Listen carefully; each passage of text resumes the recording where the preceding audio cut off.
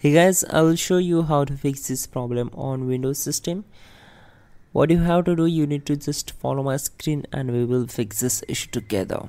This solution is applicable for Windows 10 as well as Windows 11 operating system. So let's begin. In the first step, right click on the start icon and click on device manager.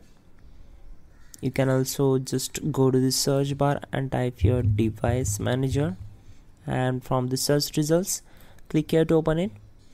Once we are here, we need to find out monitors, so simply click on this icon to expand this and right click on the particular device, select properties, go to drivers tab and click on update driver, then select the first one and the base driver will be installed automatically.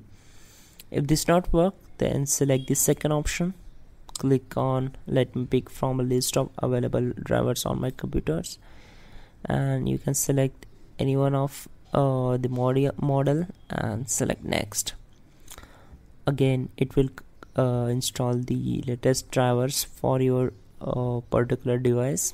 Once done, expand the display adapters and do the same process for this one also. Right click on the particular adapter, select properties, go to drivers tab, click on update driver and select search automatically for drivers.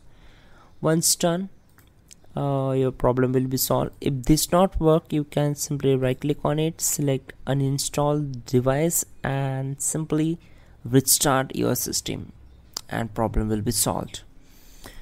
That's it guys. You can also check out our description link to fix this issue quickly and effectively. That will be a better way to fix this issue. And yeah, don't forget to like the video. Please do subscribe the channel.